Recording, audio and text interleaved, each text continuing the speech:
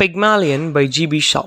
George Bernard Shaw ஃபேமஸான Irish playwright, critic and political ஆக்டிவிஸ்ட்டும் கூட 1925 லிட்ரேச்சருக்கான நோபல் ப்ரைஸ் வின் பண்ணியிருக்காரு. அவருடைய சில ஃபேமஸான பிளேஸ் பார்த்தோம் அப்படின்னா arms and the man, Saint John, the apple card, இதெல்லாம் அவருடைய ஃபேமஸான பிளேஸ். கிட்டத்தட்ட 60க்கும் மேற்பட்ட பிளேஸ் எழுதியிருக்காரு. அவருடைய மோஸ்ட் ஆஃப் தி பிளேஸ் வந்து சட்டரிக்கலாகவும் பொலிட்டிக்கலாகவும் அலிகரிக்கலாகவும் தான் இருக்கும். ஓகேவா? இப்போ பிக்மாலியன் பற்றி பார்த்தோம் அப்படின்னா, இந்த க்ரீக் மித்தாலஜியில் பிக்மாலியன் அப்படின்னு சொல்லிட்டு ஒரு ஸ்கல்ப்டர் இருந்திருக்காரு. அந்த ஸ்கல்ப்டர் வந்து கேலட்டியா அப்படின்னு சொல்லிட்டு ஒரு ஸ்டாச்சுவை ஸ்கல்ப் பண்ணியிருக்காரு. அந்த ஸ்டாச்சுக்கு வந்து க்ரீக் காடஸ் ஆப்ரோடைட் வந்து உயிர் கொடுத்ததாகவும் அந்த ஸ்டாச்சு உயிர் பெற்று வந்து அவரை விரும்பினதாகவும் ஒரு மித் இருக்குது. ஓகேவா? இந்த மித் வந்து ஓவருடைய மெட்டமார்ஃபசிஸ் 10th புக்கில் பதிவு பண்ணப்பட்டிருக்கு. இது பேஸ் பண்ணி தான் இந்த ஸ்டோரி, அது ஒரு அலிகரிக்கலாக சொல்கிற மாதிரி இந்த பிளேயில் இருக்கும். ஸோ இது எப்படி இந்த மித்துக்கும் இந்த ஸ்டோரிக்கு என்ன கனெக்ட் இருக்குது அப்படிங்கிறது நமக்கு பிளேயோட சம்மரி பார்க்கும்போது கிளியராகவே புரியும். இப்போ இந்த பிக்மாலியன் மித்து வந்து இவருடைய பீரியடில், ஜிபி ஷாவுடைய பீரியடில் நிறைய இங்கிலீஷ் பிளே ரைட்ஸ் மத்தியில் ரொம்ப பாப்புலராக யூஸ் பண்ணப்பட்டிருக்கு இந்த பிக்மாலியன் சம்மந்தப்பட்ட மித்து. ஓகே, விக்டோரியன் இரால ஜிபி ஷா வந்து இந்த பிளேயில் இருக்கிற 2 இம்பார்ட்டண்ட்டான முக்கியமான கேரக்டர்ஸை வந்து ரியல் லைஃப்பில் அவர் பார்த்த சிலரை வச்சு தான் க்ரியேட் பண்ணியிருக்காரு. 2 முக்கியமான கேரக்டர்ஸ் யாருலன்னா Eliza Doolittle and Henry Higgins. இந்த 2 கேரக்டருமே, எலிசா டூலிட்டில் வந்து லண்டனில் ஒரு ஃப்ளார் ஸ்டால் ஓனராக இருந்தால் கிட்டி வில்சன் அப்படிங்கிற ஒரு கேர்ளை பேஸ் பண்ணி தான் எலிசா டூலிட்டில் கேரக்டர் க்ரியேட் பண்ணியிருக்காரு. தென் இந்த ஹென்ரி ஹிகின்ஸ்னு ஒரு கேரக்டர் வந்து எப்படி க்ரியேட் பண்ணியிருக்காரு, இந்த ஹென்ரி ஹிகின்ஸ் வந்து இந்த பிளேயில் எப்படி காட்டியிருப்பார் அப்படின்னா ஒரு பெரிய ஃபவுண்டேஷனாக காட்டியிருப்பார். ஸோ பிரிட்டிஷில் வந்து நிறைய ஃபவுண்டேஷன்ஸ் இருந்தாங்க, அவங்களில் சிலரை பேஸ் பண்ணி தான் இந்த ஹென்ரி ஹிகின்ஸ் கேரக்டர் உருவாக்கியிருக்காரு. யாரெல்லாம் பார்த்தோம் அப்படின்னா Alexander Melville Bell, Alexander J Ellis, Henry Sweet, இவங்களெல்லாம் ஒரு இன்ஃப்ளூயன்ஸை வச்சு தான் ஹென்ரி ஹிகின்ஸ் கேரக்டரை இந்த பிளேயில் உருவாக்கியிருப்பார் ஜிபி ஷா. இப்போ இந்த பிளேயோட மேஜர் கேரக்டர்ஸ் பார்த்துடலாம். ப்ரொஃபஸர் ஹென்ரி ஹிகின்ஸ், இவர் வந்து ஒரு ஃபனட்டிஷியன், அந்த ஃபனடிக் சம்மந்தப்பட்ட நிறைய விஷயங்கள் தெரிஞ்ச ஒரு பெரிய ப்ரொஃபஸர் இவர். எலிசா டூலிட்டில், இந்த பொண்ணு வந்து ஒரு ஃப்ளார் கேர்ள். கர்னல் பிக்கரிங், இவர் ஒரு ஜென்டில்மேன், இவர் லிங்குவிஸ்ட். இவர் வந்து இந்தியாவிலேருந்து ஹென்ரி ஹிகின்ஸை மீட் பண்ணுறக்காக இங்கே வந்திருப்பார். ஆல்ஃப்ரெட் டூலிட்டில், எலிசாவுடைய ஃபாதர். மிஸ்ஸஸ் ஹிகின்ஸ், ஹென்ரி ஹிகின்ஸோடைய அம்மா. ஃப்ரெடி ஐன்ஸ்ஃபோர்ட் ஹில், இந்த ஃப்ரெடி ஐன்ஸ்ஃபோர்ட் ஹில் வந்து எலிசா டூலிட்டில் லவ் பண்ணுவோம், ஒரு அப்பர் கிளாஸ் பையன் தான். ஓகேவா? ஸோ இவ்வளோ தான் மேஜர் கேரக்டர்ஸ்.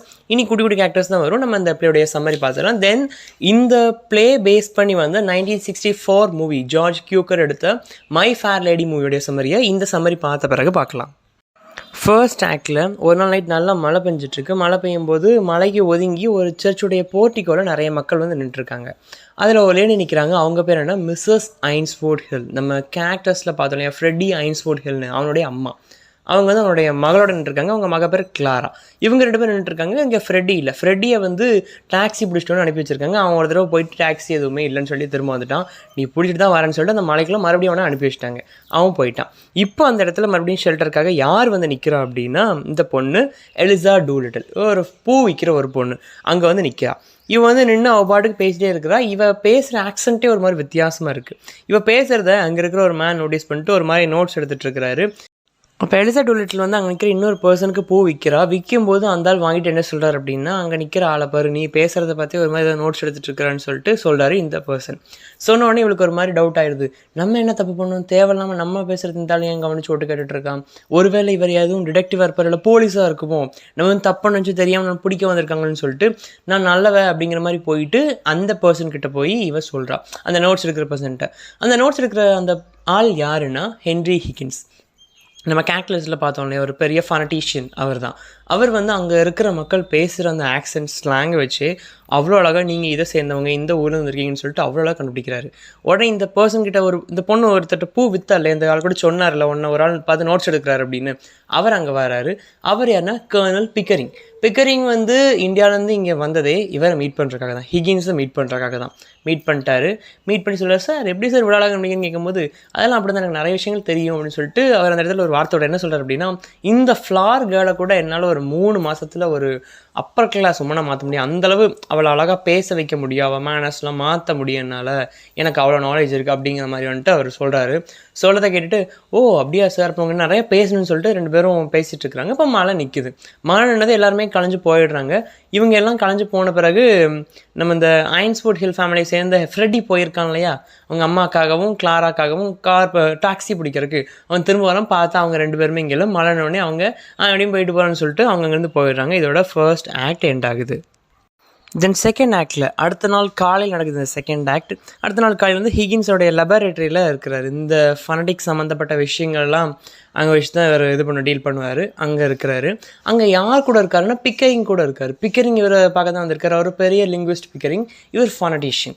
ரெண்டு பேரும் நிறைய விஷயங்கள் பேசிகிட்டு இருக்கிறாங்க. பேசிகிட்டு இருக்கும்போது இவங்க வீட்டுக்கு யார் வரா அப்படின்னா இந்த பொண்ணு எலிசா டூலிட்டில் வரா. எதுக்கு வரா அப்படின்னா எனக்கு வந்து ஃபனடிக்ஸ் சொல்லிக் கொடுங்க, நான் பேசுகிற அந்த இதெல்லாம் மாற்றணும், நிறைய விஷயங்கள் மாற்ற வேண்டியது இருக்குது, நீங்கள்லாம் சொல்லிக் கொடுத்து எனக்கு கொஞ்சம் மாற்றி விட்டீங்க அப்படின்னா நான் ஒரு நல்ல ஒரு ஜாபுக்கு போயிடுவேன், ஹெல்ப் பண்ணுங்க சார்னு சொல்லிட்டு ஹிகின்ஸ் கிட்ட கேட்டு வந்து நிற்கிறான். பட் ஹிகின்ஸ் என்ன சொல்கிறார் அப்படின்னா நான் வந்து நிறையா சம் கேட்பேன், பணம் நிறையா கேட்பேன், ஒன்றால் அஃபோர்ட் பண்ண முடியாதுமா, ஸோ வேணாம் அப்படிங்கிற மாதிரி முதல்ல அப்படி சொல்லி அவாய்ட் பண்ண ட்ரை பண்ணுறாரு. பட் அவர் வந்து இல்லை நான் வந்து எவ்வளோ நாளும் கொடுத்துரு, எனக்காக கொஞ்சம் சொல்லிக் கொடுக்கலாமே அப்படின்னு சொல்லி கேட்கும்போது பிக்கரிங் என்ன சொல்கிறார் அப்படின்னா நீ வந்து நேற்று நைட்டு ஒரு சவால் விட்டால, இந்த பொண்ணு கூட 3 மாதத்தில் ஒன்றால் அவ்வளோ அழகாக பேசி அந்த மேனஸ்லாம் மாற்ற முடியும்னு சொல்லிட்டு உன்னால் முடியுமா, இந்த பொண்ணுக்காக நான் பே பண்ணுறேன், உன்னால் முடியுமா, செஞ்சு காட்டு அப்படிங்கிற மாதிரி சொல்கிறாரு. இந்த பொண்ணு மட்டும் இப்படி பேச வச்சுட்டு அப்படின்னா உனக்கு எவ்வளோ இது ஃபுல்லாக நானே உனக்கு பே பண்ணி இந்த பொண்ணுக்கான செலவில் நான் பே பண்ணிடுறேன், உன்னால் முடியுமா அப்படிங்கிற மாதிரி கேட்குறாரு. கேட்கும்போது அவர் வந்துட்டு தாராளமாக முடியுமே அப்படின்னு சொல்லிட்டு அவருடைய வீட்டில் இருக்கிற சர்வன்ட் மெய்டு மிஸ்ஸஸ் பியர்ஸை கூப்பிட்டு இந்த பொண்ணை குளிப்பாட்டி நல்ல ஒரு சூப்பரான ஒரு அப்பர் கிளாஸ் உமன் போடுற மாதிரி ஒரு ட்ரெஸ்ஸை போட்டு கூப்பிட்டு வாமான்னு சொல்லி அந்த எலிசாவை கூட அனுப்பிக்கிறேன். எலிசாவுக்கு வந்து இதில் விருப்பம் இல்லை. என்னடா அவனுங்க பாட்டுக்கு பேசிட்டு இருக்கானுங்க, நம்மகிட்ட வரத்தை கேட்க மாட்டேன்றானுங்க மாதிரி அவளுக்கு ஒரு மாதிரி விருப்பமே இல்லை. பட் இவங்க 2 பேருக்கும் ஒரு வாக்குவாதம். முடிஞ்சால் அந்த பொண்ணை நீ பேச வச்சு காட்டு, நான் பேச வச்சு காட்டுறேன் அப்படிங்கிற மாதிரி இந்த பொண்ணை அந்த சர்வன்ட் மேன் கூட அனுப்பிக்கிறாரு ட்ரெஸ் சேஞ்ச் பண்ணுறக்காக. அவளும் போயிடுறா. இவள் போயிருக்கிற டைமில் எலிசாவுடைய ஃபாதர் ஆல்ஃப்ரட் டூலிட்டில் வந்து அவளை திருட்டி இங்கே வராரு.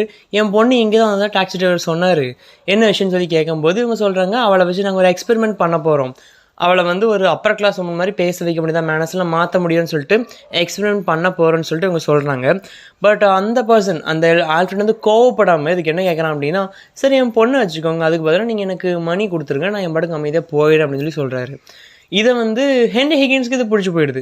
பரவாயில்ல இந்த மனுஷன் இவ்வளோ நேர்மையாக இருக்காரையா அப்படின்னு சொல்லிட்டு 5 பவுண்ட்ஸ் அவர் வந்து கொஞ்சம் கம்மியாக தான் எதிர்பார்த்துருக்காரு ஆல்ஃப்ரட். பட் இவர் 5 பவுண்ட்ஸ் கொடுத்து அனுப்பிக்கிறாரு. அனுப்புறது மட்டும் இல்லாமல் நீங்கள் ரொம்ப ஹானஸ்ட்டாக இருக்கீங்க, எனக்கு ஒரு அமெரிக்கன் மில்லியனரை தெரியும், அவர்கிட்ட நீங்கள் போங்க, நான் உங்களை பற்றி ரெக்கமெண்ட் பண்ணுறேன், நீங்கள் போனீங்கன்னா அவங்களுக்கு ஹெல்ப் பண்ணுவார் அப்படின்னு சொல்லிட்டு இந்த ஆளை அங்கே சஜஸ்ட் பண்ணி அனுப்பி வைக்கிறாரு இந்த ஹென்ரி ஹிகின்ஸ். தென் ஆஃப்டர் இவருடைய பொண்ணை வந்து அழகாக அலங்காரம் பண்ணி கொடுத்து நிப்பாட்டுறாங்க, ஒரு அப்பர் கிளாஸ் உமன் மாதிரியே கொடுத்து நிப்பாட்டுறாங்க. அது வந்து எலிசாவுக்கு பிடிச்சிருக்கு, ஏன்னா எலிசா அந்த மாதிரி ட்ரெஸ் பண்ணது இல்லையா, ஸோ அந்த ட்ரெஸ் வந்து அவளுக்கு ரொம்பவே பிடிச்சிருக்கு. ஆல்ஃப்ரட் தன்னுடைய பொண்ணை பார்க்குறாரு. பட் பார்த்த உடனே வந்து இது எலிசான்னு கண்டுபிடிக்க முடியல அவரால். ஏதோ ஒரு அப்பர் கிளாஸ் பொண்ணு வந்திருக்கு அப்படின்னு சொல்லிட்டு மிஸ்ன்னு சொல்லி அதை கூப்பிடுறாரு. கூடும்போது அவள் உடனே நான் தான் அவன் பொண்ணுன்னு சொல்லி சொல்கிறா. இவருக்கு ஆச்சரியம் தாங்கலை, என்ன இவ்வளோ அழகாக இருக்கா, நம்ம பொண்ணு மாதிரி இல்லைன்னு சொல்லிட்டு ஆச்சரியப்படுறாரு. தென் ஆஃப்டர் அப்பாவுக்கும் மகளுக்கு ஒரு சின்ன தகராறு வருது. பேசிட்டு இருக்கும் மிஸ்ஸஸ் பியர்ஸ் என்ன சொல்கிறாங்க அப்படின்னா வா இன்னும் நீ வந்து நிறைய ட்ரெஸ்ஸை ட்ரை பண்ணி பார்க்கணும்னு சொல்லி கூப்பிட்றாங்க. ரொம்ப ஆசையாக எலிசா போகிறா. இதோட செகண்ட் ஆக்ட் எண்ட் ஆகுது. தென் தேர்ட் ஆக்டில் வந்து கொஞ்சம் மாதங்கள் கழித்து ஹென்ரி ஹிகின்ஸ் வந்து அவருடைய அம்மாவை மீட் பண்ண போகிறாரு. அவங்க அம்மா வீட்டுக்கு போயிருக்காரு. போய் என்ன சொல்கிறார் அப்படின்னா நான் வந்து ஒரு பொண்ணு இந்த எலிசா டூலிட்டில்னு ஒரு பொண்ணை வந்து வச்சு எக்ஸ்பிளைன் பண்ணிகிட்ருக்கேன். ஸோ இந்த பொண்ணை வந்து இன்றைக்கி உங்கள் ஃப்ரெண்ட்ஸ்லாம் பார்க்க வராங்க இல்லையா, அவங்க கூட நீங்கள் உட்கார வச்சுக்கோங்க, இது வந்து ஒரு பெரிய அப்பர் கிளாஸ் உமன் மாதிரி நடந்துக்கிறாளா அப்படின்னு சொல்லிட்டு நான் செக் பண்ணணும்னு சொல்லிட்டு இருக்காரு. ஏன்னா இப்போ அவர் அந்த அம்மாவை பார்க்கறக்கு, ஹென்ரி ஹிகின்ஸோடைய அம்மாவை பார்க்கறக்கு கொஞ்சம் அந்த அவங்களுடைய ஃப்ரெண்ட்ஸ் வராங்க. ஸோ அவங்க லேடிஸ்லாம் பேசும்போது இவன் எப்படி பேசுகிறா அப்படின்னு சொல்லி பார்க்குறக்காக ட்ரை பண்ணணும் அப்படின்னு சொல்லிட்டு கூட்டுவாருன்னு சொல்கிறாரு. சொல்லிட்டு வெளியே போகிறக்குள்ளேயே இவங்களுடைய ஃப்ரெண்ட்ஸ்லாம் வந்துடுறாங்க. ஹென்ரி ஹிகின்ஸோடைய அம்மா மிஸ்ஸஸ் ஹிகின்ஸோடைய ஃப்ரெண்ட்ஸ் எல்லாருமே வந்துடுறாங்க. அவங்க என்ன ஃபேமிலினா ஐன்ஸ்ஃபோர்ட் ஃபேமிலி. அந்த சர்ச் போர்ட்டியோ கீழே தானே இந்த பொண்ணை மீட் பண்ணுறாங்க, அங்கே இவங்களும் நின்னாங்கல்ல. பட் இவர் வந்து அங்கே சரியாக இவங்களை பார்த்து இவருக்கு ரெக்கனைஸ்லாம் பண்ண முடியல. இவர் சிரிச்சுட்டே வந்து யாரை கூப்பிட்டு வர்றாரு அப்படின்னா இந்த பொண்ணு எலிசா டூலிட்டில் கூப்பிட்டு வந்து அவங்க அம்மா பக்கத்தில் உட்கார வச்சுட்றாரு. இப்போது பேசிகிட்டு இருக்காங்க Clara and Mrs Eynsford Hill, Mrs Higgins and இங்கே எலிசா டூலிட்டில் எல்லாம் பேசிகிட்டு இருக்காங்க. இப்போ ஆள் பார்க்க நல்லா நீட்டாக இருக்கா, பார்த்தா ஒரு அப்பர் கிளாஸ் உமன் மாதிரி இருக்கு, நல்லா பேசிகிட்டு இருக்கா. பட் டாபிக் அப்படியே நல்லா வெதரை பற்றிலாம் பேசியிருக்காங்க. திடீர்னு இவ எலிசா டூலிட்டில் யாரை பற்றி பேசுகிறேன்னா எங்கள் ஆண்டி இறந்து போன கதையெல்லாம் சொல்லிட்டு இருக்கா. தென் ஆஃப்டர் அவங்க அப்பாவுக்கு எப்படி ட்ரிங்கிங் ஹேபிட் இருந்துச்சு, அந்த மாதிரி விஷயங்கள்லாம் தேவையெல்லாம் பேசிகிட்டு இருக்கா. இதெல்லாம் பேசும்போது மிஸ்ஸஸ் ஐன்ஸ்ஃபோர்ட் ஹிலுக்கு வந்து ஒரு மாதிரி ஒரு இதாக இருக்குது, என்ன இந்த பொண்ணு ஏதோ ஒரு மாதிரி வியர்டாக இருக்கான்னு சொல்லிட்டு யோசிச்சுட்டு இருக்காங்க. இவங்க 2 பேர் மட்டும் இல்லாமல் இன்னொருத்தர் அங்கே இருக்காங்க, அது யாருன்னா ஃப்ரெடி ஐன்ஸ்ஃபோர்ட் ஹில் பையனுமே இருக்கான். ஸோ பேசும்போது ஒரு மாதிரி வியர்டாக ஃபீல் ஆகுது. பட் ஃப்ரெடிக்கு இவ பேசுறது ரொம்பவே பிடிச்சிருக்கு. இப்போ கிளாரா வந்து அவங்க அம்மாட்ட என்ன சொல்கிறா அப்படின்னா, அம்மா அதெல்லாம் ஒன்றும் இல்லை, இப்போ இருக்கிற ஃபேஷன் ட்ரெண்டே இதான், இப்படி பேசுகிறது தான், அதெல்லாம் ஒன்றும் கிடையாது, இதெல்லாம் ஒரு புரளி தானே அப்படிங்கிற மாதிரி அவள் வந்து அவங்க அம்மாவை சொல்லி சமாளிக்கிறாள். இப்போ இருக்க ட்ரெண்டு இப்படி பேசுகிறது அப்படிங்கிற மாதிரி சொல்கிறான். ஸோ பேசி முடிச்சுட்டு அவங்க கிளம்பிடுறாங்க. உடனே ஹிகின்ஸ் வந்து அவங்க அம்மா கிட்ட போய் அவங்கெல்லாம் போன பிறகு ஹிகின்ஸ் கேட்குறாரு, அம்மா எப்படி இந்த பொண்ணு வந்து ஓகேவா, இந்த மாதிரி அப்பர் கிளாஸ் உன்னோட உட்காந்து பேசுகிற அளவுக்கு இவ ஈக்குவல் ஆகிட்டாளான்னு சொல்லி கேட்கும்போது, நோ இன்னும் அந்த பொண்ணுக்கு தயாராகலன்னு சொல்லி சொல்கிறாங்க. சொல்லிட்டு கோவப்படுறாங்க. என்ன சொல்லி கோவப்படுறாங்க அப்படின்னா, அவ்வளோ ஒரு பொண்ணு மாதிரி ட்ரீட் பண்ணுறா, நீ வந்து ஒரு பொம்மை மாதிரி ட்ரீட் பண்ணிட்டு இருக்க, அவ்வளோ ஒரு மனுஷி, அவளுக்குன்னு ஃபீலிங்ஸ் இருக்குது, உங்கள் எக்ஸ்பெரிமெண்ட்டுக்கு அவள் ரேட் கிடையாது அப்படிங்கிற மாதிரி அவங்க அம்மா சொல்கிறாங்க. பட் ஹிகின்ஸ் வந்து இல்லை ஜஸ்ட் ஒரு எக்ஸ்பெரிமெண்ட், இதில் என்ன இருக்குது, இதெல்லாம் ஒன்றும் ஆகிடாது அவளுக்கு அப்படிங்கிற மாதிரி ஹிகின்ஸ் சமாளிக்கிறாரு. சமாளிச்சுட்டு அப்புறம் தான் அவருக்குமே கொஞ்சம் தோணுது, இந்த எக்ஸ்பெரிமெண்ட் முடிஞ்ச பிறகு இந்த பொண்ணு என்ன ஆவான்னு சொல்லிட்டு யோசிக்கிறார். இதோட 3rd ஆக்ட் எண்ட் ஆகுது. தென் 4th ஆக்டில் வந்து இன்னும் கொஞ்சம் மாதங்கள் ஆகிடுது. ஆன பிறகு எலிசா, ஹிகின்ஸ், பிக்கரிங் இவங்க எல்லாம் சேர்ந்துட்டு வந்து இன்னொரு வீட்டுடைய கார்டன் பார்ட்டிக்கு போகிறாங்க. அதனால் அந்த அப்பர் கிளாஸ் மென்லாம் இருக்கக்கூடிய ஒரு பார்ட்டி அங்கே கூப்பிட்டு போகிறாங்க. இவளை அங்கே போனால் இவன் ரொம்ப நல்லா நடந்துக்கிறேன், நல்லா பேசுகிறேன், நல்லா மேனேஜ்மெண்ட் வந்துருச்சு. ஏன்னா ரொம்ப மாதம் ட்ரைனிங் கொடுத்துருக்காரு இல்லையா. ஸோ நல்ல ஒரு அப்பர் கிளாஸ் உமனுக்குள்ள அந்த குவாலிட்டிஸ் எல்லாமே அவளுக்கு வந்துருச்சு. வந்தவொடனே சக்ஸஸ்ஃபுல்லாக எல்லாமே முடிஞ்சுப்பான்னு சொல்லிட்டு சந்தோஷமாக திரும்ப வராங்க. வரும்போது அவருக்கு ஒரே சந்தோஷம், நான் என்னுடைய பெட்டில் ஜெயிச்சிட்டேன், பாத்தியா பிக்கரிங் நான் ஜெயிச்சிட்டேன்னு சொல்லிட்டு 2 பேரும் ரொம்ப இதாக பேசிகிட்டு இருக்காங்க. பேசும்போது எலிசாவுக்கு ஒரு கோவம், அவனுங்க பாட்டு ஜெயிச்சுன்னு பேசிகிட்டு இருக்கானுங்க, என்ன நினச்சிட்டு இருக்கானுங்க அப்படிங்கிற மாதிரி அவளுக்குள்ள ஒரு கோவம். 2 பேருமே ரொம்ப பேசிகிட்டே இருக்கிறாங்க. பேசிகிட்டு இருக்கும்போது அவர் வந்து பெருசாக எலிசாவுக்கு தேங்க் பண்ணுற மாதிரி இல்லை, இதெல்லாம் பெரிய வேலையே இல்லை, எனக்கு இதெல்லாம் ரொம்ப சின்ன வேலை தான், என்ன இதை போட்டு எனக்கு ரொம்ப நாள் ஆகிடுச்சு, எல்லாம் இவளால் அப்படிங்கிற மாதிரி ஏதோ அவருக்கு பெரிய கஷ்டம் அந்த மாதிரி அந்த பொண்ணுக்கு கஷ்டமே படாத மாதிரி அப்படிலாம் பேசிகிட்டு இருக்கிறாரு. இது வந்து அவளுக்கு ரொம்ப கோவம் வருது. அப்போ அந்த பொண்ணுகிட்ட பேச வரும்போது அவன் வந்து ஹிகின்ஸோடைய செருப்படுத்து அவர் மேலே வீசிடுறா. வீசிட்டு வர பற்றி என்ன சொல்கிறா அப்படின்னா, நீங்கள் ஒரு செல்ஃபிஷ், உங்களுக்கு வந்து மற்றவங்க வாழ்க்கை பற்றி துளியுமே கவலை இல்லை அப்படிங்கிற மாதிரி ரொம்ப ஹாஷாக திட்டும்போது ஹிகின்ஸ் என்ன நினச்சிக்கிற அப்படின்னா, இந்த பொண்ணு கொஞ்சம் கூட நன்றி உணர்வே கிடையாது, நம்ம எந்த அளவுக்கு இந்த பொண்ணை மாற்றிருக்கு, அவளுக்கு துளியாவது அது இருக்கான்னு சொல்லி கேட்குறாரு. கேட்டுட்டு சரி நீ வந்து இனிமேல் ஒரு வசதியானவனே கல்யாணம் பண்ணிக்கலாம், ஏன்னா நீ வந்து ஒரு அப்பர் கிளாஸ் உமன் குவாலிட்டிக்கு வந்துட்டு பண்ணிக்கலாமே அப்படின்னு சொல்லும்போது, அதெல்லாம் எனக்கு ஒன்றும் தேவையில்லை, நீங்கள் எனக்கு ஒன்றும் பார்த்து சொல்ல அவசியம் கிடையாது, அது எனக்கு ஒரு அசிங்கம் தான், ஸோ தேவையில்லைன்னு சொல்லிட்டு நான் உடுத்திருக்கிற இந்த ட்ரெஸ் எல்லாம் எனக்கு தான் சொந்தமா, இல்லை நான் இதை அப்படியே போட்டு போனால் திருடின்னு சொல்லிடுவீங்கன்னு சொல்லிட்டு கேட்குறா. இது வந்து ஹிகின்ஸை ரொம்ப ஹர்ட் பண்ணுது. தென் 5th ஆக்டில் அடுத்த நாள் மிஸ்ஸஸ் ஹிகின்ஸ் வந்து அவங்க ட்ராயிங் ரூமில் உட்காந்துட்டு இருக்கும்போது அவங்க வீட்டு மெய்டு வந்து அவங்ககிட்ட என்ன சொல்கிறாங்க அப்படின்னா, மிஸ்டர் ஹிகின்ஸும் பிக்கரிங்கும் வந்திருக்காங்க, வந்து போலீஸ்க்கு கால் பண்ணுறாங்க, இந்த பொண்ணு எலிசா டோலட்டில் காணுன்னு சொல்லிட்டு கம்ப்ளைண்ட் பண்ணுறாங்க, நம்ம வீட்டில் தானே வெறுக்கா அப்படின்னு சொல்லிட்டு அந்த மெய்டு சொல்கிறாங்க. சொன்ன உடனே இந்த அம்மா அந்த மெய்டு என்ன சொல்கிறாங்க அப்படின்னா, போய் மேலே இருக்கிறவட்ட வெளியே வராதுன்னு சொல்லி வை அப்படின்னு சொல்லிட்டு இவங்க ட்ராயிங் ரூம் மட்டும் கீழே வராங்க.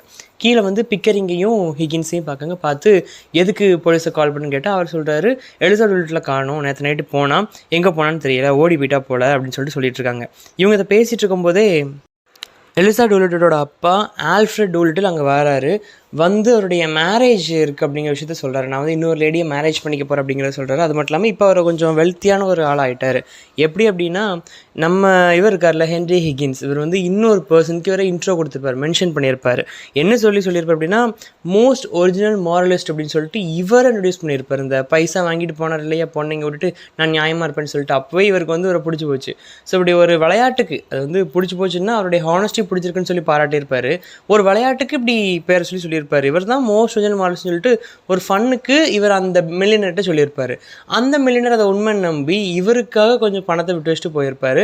ஸோ அந்த பணத்தை பயன்படுத்தி இவர் ஒரு வெல்த்தி மேன் ஆகிட்டார். பட் அந்த பணத்து மூலமாக தனக்கு வந்து பெரிய இதெல்லாம் ஒன்றும் வர்றதில்லை, ரொம்ப டார்ச்சர் தான் அந்த பணத்தை வச்சுன்னு சொல்லிட்டு இந்த மிஸ்டர் டோலட்டில் புலம்பிட்டு எல்லாரும் என்னுடைய மேரேஜுக்கு வந்துன்னு சொல்லிட்டு இன்வைட் பண்ணிட்டு இருக்கும் போது தான் மிஸ்ஸஸ் ஹிகின்ஸ் வந்து இந்த பொண்ணை கீழே கூப்பிட்றாங்க. எலிசா டோலட்டில் கீழே வந்து ரொம்ப பணிவாக தான் நடந்துக்கிறா. அவள் வந்து அந்த பழையது எல்லாத்தையுமே மறந்துட்டா. இந்த ஒரு மிடில் கிளாஸ் பொண்ணை, ஒரு புவர் பொண்ணை எப்படி பேசுவோ அந்த ஸ்டைல் எல்லாத்தையும் மறந்து இப்போ ஓரளவுக்கு அந்த இதுலேயே ஃபுல்லாக மூழ்கிட்டா. அப்படி தான் இருக்கா எலிசா டோலட்டில். கீழே ஹென்ரி ஹிகின்ஸ் வந்து ரொம்ப கோவப்படுறாரு அவகிட்ட. கோவப்படும்போது மிஸ்ஸஸ் ஹிகின்ஸ் வந்து ஆல்ஃப்ரெட் டோலட்டில் சொல்கிறாங்க அந்த பொண்ணோட அப்பாட்ட சொல்லி, உங்கள் பொண்ணை தான் கத்துறான், உங்கள் பொண்ணை இப்போ நீங்கள் கூட்டு போங்க ஏன்னு சொல்லி சொல்லுது அந்த அம்மா. பட் அவர் வந்து அதெல்லாம் கண்டுக்கிற மாதிரி இல்லை, எனக்கு கல்யாணம் வைக்க போகிறேன், வந்த மீது சாப்பிட்டு போகிற விளைய பாருங்க அப்படிங்கிற மாதிரி அவர் அதை பெருசாக கண்டுக்கவே மாட்டேங்கிறாரு. பட் ஹிகின்ஸ் ரொம்ப கோவம் காட்டுறாரு. பிக்கரிங் வந்து பெருசாக கோவப்பட மாட்டார், ரொம்ப ஜென்டலாக நடந்துக்கிடுவார். ஓகேவா, இது வந்து மிஸ்ஸஸ் ஹிகின்ஸ்க்கு ரொம்ப கோவத்தை ஏற்படுத்துது. என்ன நீ சும்மா அந்த பொண்ணை போட்டு கத்திட்டு இருக்குன்னு சொல்லிட்டு அவங்களுக்குள்ள ஒரு சின்ன வாக்குவாதம் நடந்துட்டுருக்கு.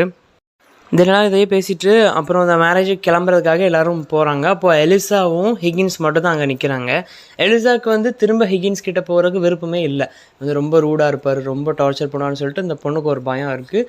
அப்போது ஹிகின்ஸ் என்ன சொல்கிறார் அப்படின்னா, நான் வந்து எல்லாட்டையுமே ரூடாக தான் இருப்பேன். இப்போ எப்படி கர்னல் பிக்கரிங் வந்து எல்லாட்டையும் ரொம்ப நைஸாக சாஃப்டாக பழகிறாரோ, அதே மாதிரி நான் எல்லாட்டையும் ரூடாக இருந்து பழகிட்டேன். என்னால் வந்து அதை சேஞ்ச் பண்ண முடியல, தப்பாக எடுத்துக்காத அப்படிங்கிற மாதிரி அவர் சொல்கிறாரு. சொல்லிட்டு நீ திரும்ப என்கிட்ட வந்து அப்படின்னு சொல்லும்போது அவள் சொல்கிறா, நான் வந்து நல்லா கிராண்டாக ட்ரெஸ் பண்ணுறேன்னு இல்லையே, உங்களுக்கு ஒரு ஸ்லேவாக தான் நாங்கள் இருக்கேன், ஸோ எனக்கு வர விருப்பம் இல்லை அப்படிங்கிற மாதிரி அவள் சொல்கிறா.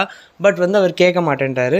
தென் அவள் என்ன சொல்கிறா அப்படின்னா, நான் வந்து ஃப்ரெட்டி ஐன்ஸ்வுட் ஹில்லை மேரேஜ் பண்ண ஆசைப்பட்றேன், ஸோ நான் வந்து உங்க கூட இருக்க விருப்பம் இல்லை, நான் போய் அவனை மேரேஜ் பண்ணிக்கிறேன் அப்படிங்கிற மாதிரி அவர் சொல்கிறா. பட் இது வந்து ஹிகின்ஸ்க்கு பிடிக்கல. நீ அவனை மேரேஜ் பண்ணக்கூடாது அப்படிங்கிற மாதிரி இவர் கோவப்படுறாரு. இது வந்து எலிசாவுக்கு பிடிக்கல. அது எப்படி நீங்கள் சொல்லலாம், எனக்கு விருப்பப்பட்டாலும் நான் மேரேஜ் பண்ணிக்கிறேன், அதை வந்து நீங்கள் சொல்லக்கூடாது. நான் வந்து உங்ககிட்ட எக்ஸ்பெக்ட் பண்ணது ஒரு கைண்ட்னஸ் தான், பட் நீங்கள் அதை வந்து கடைசி வரைக்கும் கொடுக்கல. இப்போ வரைக்குமே ரூடாக தான் இருக்கீங்க.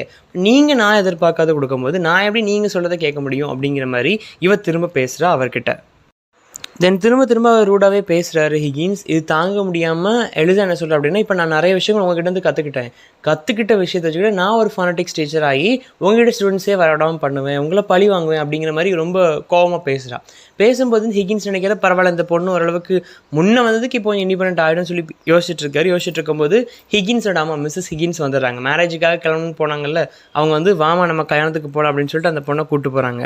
கூப்பிட்டு போகும்போது இவர் ஒரு வேலை கொடுக்குறாரு, இந்த வேலை செஞ்சிரு அப்படின்னு சொல்லும்போது, என்னால் எந்த வேலையும் செய்ய முடியாது, தேவைன்னா நீங்கள் செஞ்சுக்கோங்க அப்படிங்கிற மாதிரி சொல்லிட்டு அவங்க அம்மாவோட போகும்போது ஹிகின்ஸ் மனசில் தனியாக அந்த ரூமில் ஹிகின்ஸ் மட்டும் தான் இருக்காரு லாஸ்ட் சீனில்.